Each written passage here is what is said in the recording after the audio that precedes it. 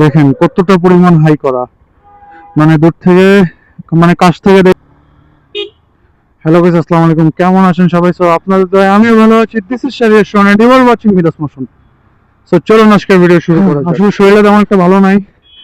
সকাল সকাল এক্সাম দিতে আসছিলাম, তাও এক্সাম দিতে আসা দেখি হাতে অলমোস্ট 20 মিনিটসের মতো আছে। এক ফ্রেন্ড ফোন না দিলে হয়তো আজকে এক্সামই দিতে পারতাম না। তো থ্যাঙ্কস, সরি। শরীরটা এত পরিমাণ খারাপ ছিল, আমি বিছানা থেকে উঠতেই পারিনি লিটারেলি। কোনো মতো আসছি, একদম লাস্টে বেঞ্চে বসছিলাম, তো টাইমও কম ছিল, স্যারও তখন গার্ড দেয় নাই। অলমোস্ট চ্যাট মেরে এক্সাম দিয়ে এসে উঠছি। এখন বাসার দিকে যাব, তো এত তাড়াহুড়ায় তো সকালবেলা ভাবছিলাম ক্যামেরাটা অন করবো, বাট পারি নাই।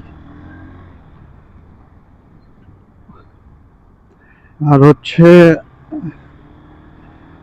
একটা কথা বলবো, সেটা হচ্ছে আমার সাসপেনশনটা আর কি ঠিক করছিলাম।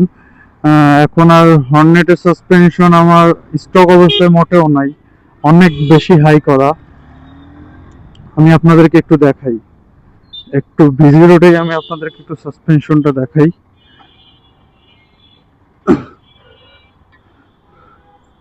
দেখেন কতটা পরিমাণ হাই করা, মানে দূর থেকে, মানে কাছ থেকে দেখলে বলবেন না যে স্টক অবস্থায় আমি কোনো কিছু করছি। মানে কেউ বলবেই না যে এটা স্টক আছে, মানে কি বলি, কেউ দেখলে বলবে যে এটা স্টক আছে, মানে আমি কোনো কাটাছিড়া করে নাই। এখন লিটারালি বাইকে উঠতে মই দিয়ে ওঠা লাগবে এরকম অবস্থা। এখন আর পিছনে আর কোনো প্রবলেম হয় না, কোনো ইয়াই হয় না, কর্নারিং করতে কোনো প্রবলেম, কোনো কিছু ফেস করতেছি না। আর আগে তো যখন মানে গাড়িটা অনেক ডাউন ছিল, তখন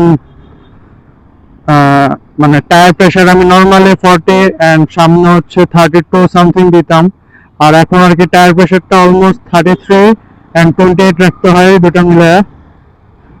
তো এখন আগে আর কোনো প্রবলেম হয় না আমার। বাট আপনাদেরকে বলবো, যদি আপনারা কেউ জিজ্ঞেস করেন কিভাবে সাসপেনশনটা ঠিক করলাম, ফুল ডিটেলসে যদি ভিডিও চান অবশ্যই আমি আপনাদেরকে দিব।